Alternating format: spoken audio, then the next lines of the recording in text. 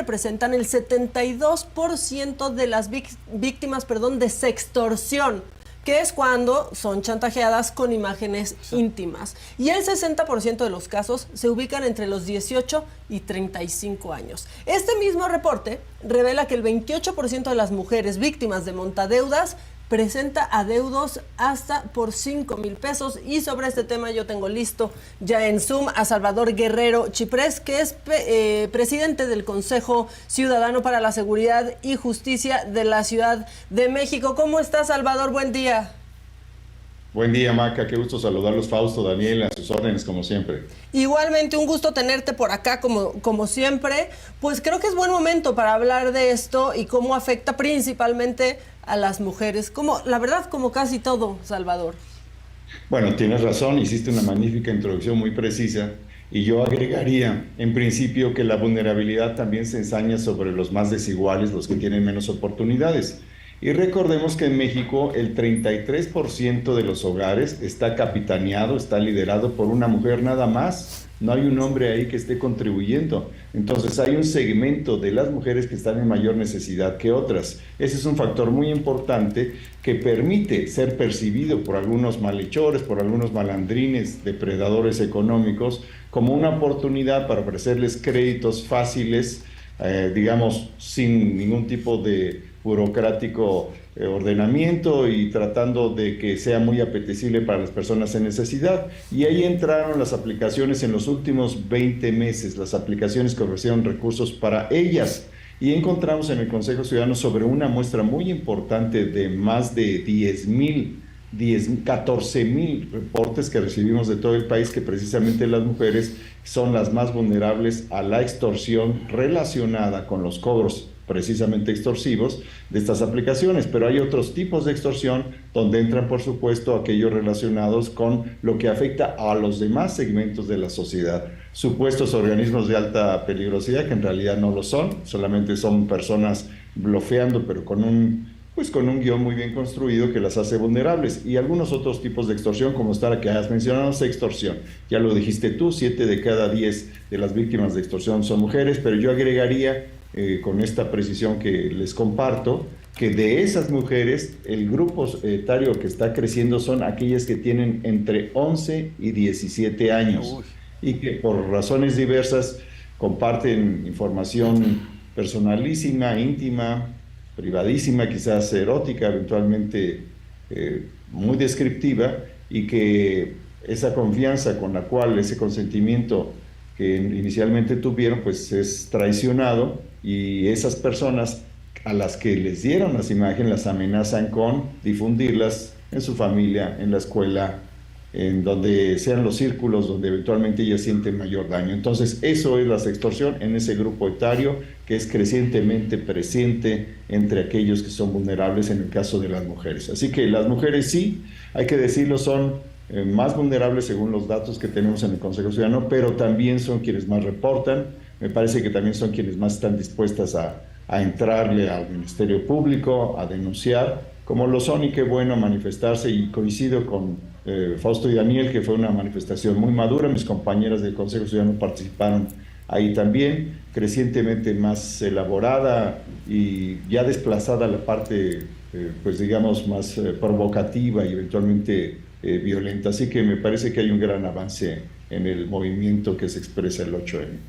La verdad es que sí. Salvador, tú decías que la mayoría de estas mujeres pues sí denuncian, ¿no? Y yo hubiera pensado que pues en esta cultura que tenemos, pues de pronto deciden como vivir esto en silencio y permanecer en el terror por miedo a que pues lo sepa su familia o lo sepan sus más cercanos. O sea, dentro de esto malo, pues justo ese dato sería un buen indicador, una buena noticia, ¿no? Bueno, este comentario me permite hacer algunas precisiones. Déjeme decirte que a nivel nacional hay carpetas de investigación por extorsión, alrededor de 10,000 en todo el país durante todo el 2022. El Consejo Ciudadano tiene 35,000 reportes, que es diferente de denuncias. Quiere decir que el Consejo se acerca a introducirse en la cifra negra, que es monumental. Tercer elemento que hay que utilizar para distinguir, a propósito de tu comentario, que es el de precisamente reportan más, pero denuncian poco, reportan al consejo. Pero hay una valoración en la que dicen, bueno, el costo-beneficio del Ministerio Público, ¿cuál es? Y aquí entra lo que yo considero que es sororidad, que es esto, que otras mujeres sepan que a mí me está pasando esto para que ella no les ocurra. Y de ahí que prácticamente el 95% de los reportes dicen, mira, el daño que yo recibí fue de 5,000 o 10,000 pesos. Lo que quiero es que sepan las demás que me está pasando esto y que frente a eso, qué bueno que está el Consejo Ciudadano, que está la relación que tiene el Consejo con Fiscalía, con la Secretaría de Seguridad Ciudadana, con el Gabinete de Seguridad que encabeza la doctora Sheinbaum, con la Guardia Nacional para otros casos más complejos donde se mezcla sextorsión y trata de personas y otras situaciones más diversas. Entonces, hay un compartimiento de la información que genera lo que llamamos inteligencia ciudadana, que permite identificar estos patrones que contribuyeron el año pasado a este operativo muy importante que se realizó en agosto en 6 oficinas desde donde se practicaba precisamente esta extorsión telefónica.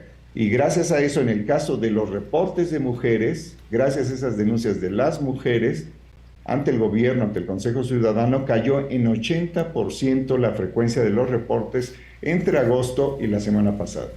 Wow. Salvador, uno de los elementos de los cuales estabas hablando que más preocupan también, por supuesto, no nada más es el hecho de las mujeres como tal, sino de las mujeres niñas. Porque decías que son 11 años prácticamente donde empieza esta actividad y que es lo que normalmente se le pide a los papás, a los adultos, de estar un poco más cerca de esta actividad que se debe de tener en el celular, de restringir, de poner aplicaciones, porque por más que uno ayude, trate de educar, de guiar, pues hay a veces que, como bien lo dices, los depredadores están a la orden del día y continúan al acecho, y entonces hay que tener énfasis en esta situación, ¿no? Mira, Daniel, yo creo que estás tocando un punto central y quisiera compartirles una idea que estamos trabajando.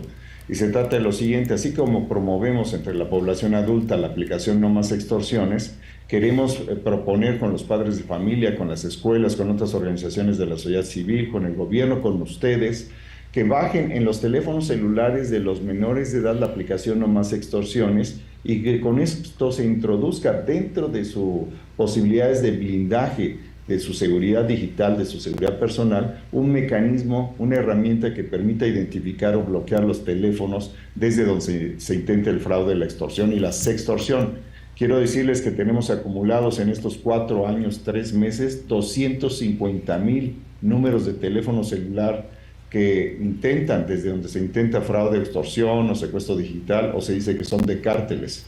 Entonces, esta es una herramienta, pero sí es importantísimo el compromiso de la mamá y el papá, y asumir también, especialmente en los hogares que tienen pues menos presencia de menos individuos, ¿no? Porque hay en las diferentes familias, a veces hay familias, 33%, insisto, que solamente participa una persona cuidando a la niña, al niño, a los 2 o 3 menores de edad que estén ahí. Entonces ahí necesitamos un trabajo que dirija un mensaje a sectores populares y clases medias, en que haya una cultura de prevención que nos permita salir adelante. Esta tendencia creciente, insisto, entre niñas de 11 a 17 años. Es muy baja la edad, o sea, de Sí. 11 es escandaloso, ¿no, Salvador?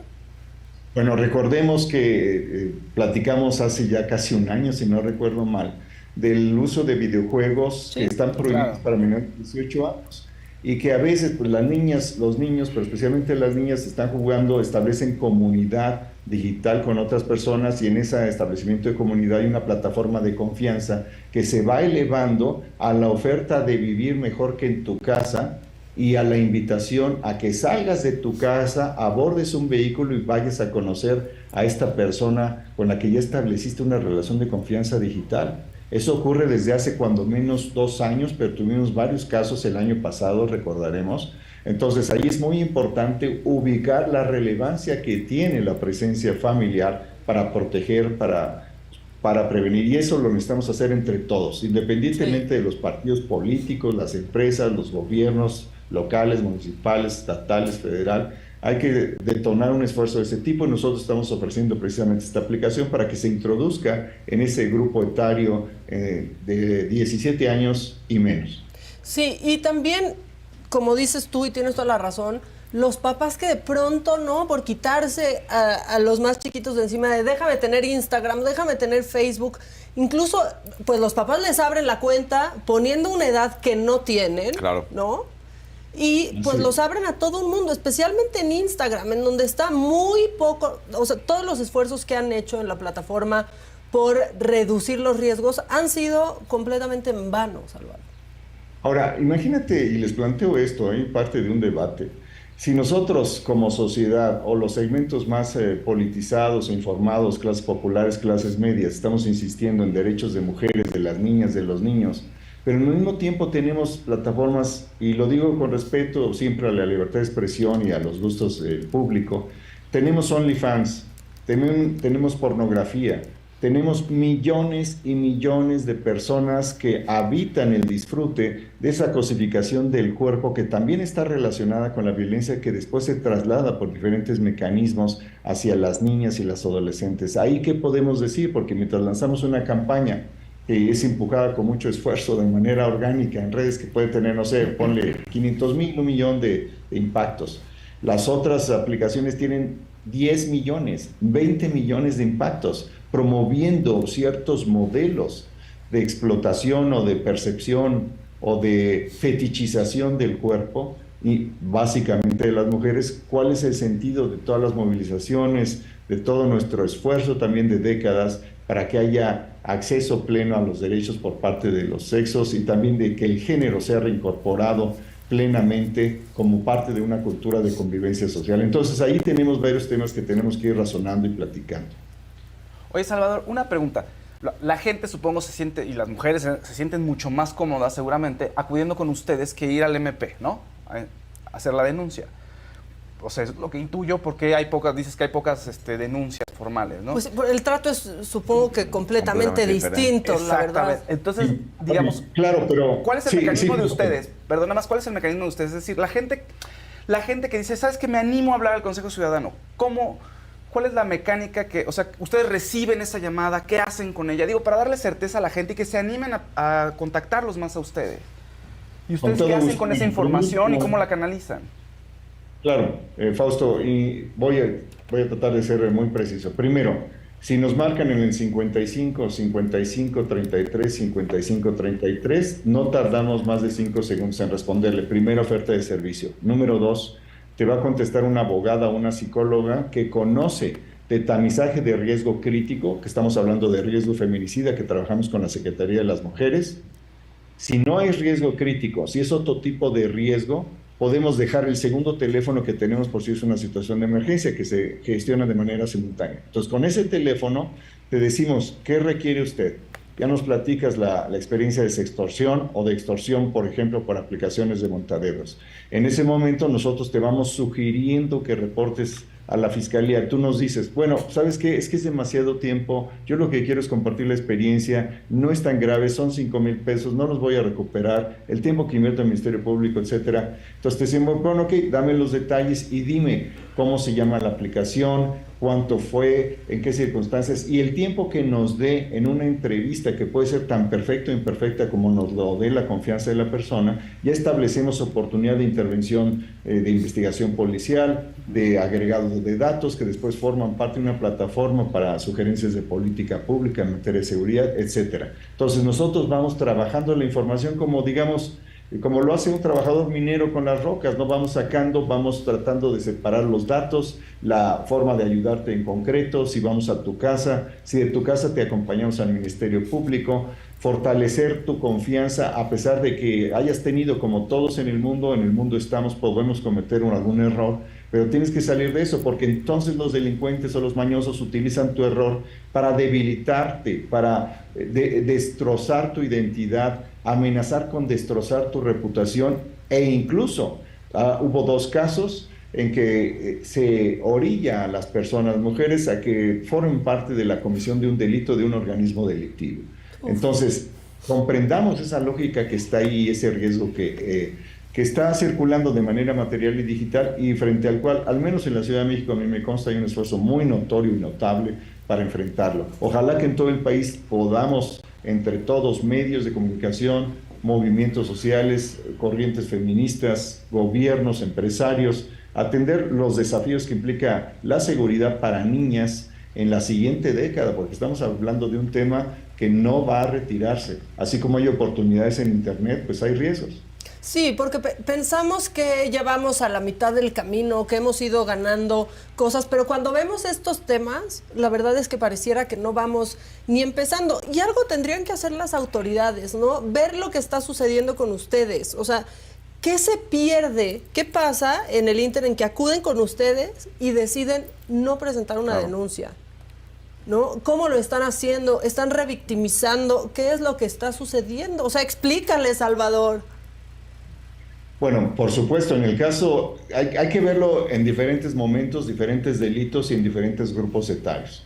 Yo creo que lo fundamental es construir permanentemente, de manera cotidiana, sistemática, una cultura cívica a favor de las familias, de la seguridad, de la justicia. Eso pasa por acuerdos con empresarios, con autoridades de procuración de justicia, con cuerpos policiales, con otros organismos de la sociedad, con medios como el de ustedes, con esta responsabilidad, Maca, que tú tienes siendo tan joven, y debo decirlo, y tocaste un tema central. Hace unos 30 años se decía, es que la televisión se hace cargo de la educación de las niñas y niños porque los papás están ocupados en el trabajo y las instituciones de educación pública no se encargan, o privada, no se encargan suficientemente de eso. Ahora está pasando con el mundo digital, y no es de ahora, tiene unos 10 años. Entonces, ahí entran diferentes riesgos. Entonces, sí hay que decirles a todos, y lo compartimos, eso sí lo digo, en la Ciudad de México con la fiscal, con el jefe de la policía, con el DIF, con Save the Children, que es integrante del Consejo Ciudadano, y con otros organismos. Sí podemos hacer cosas y las estamos haciendo, a grado tal que tenemos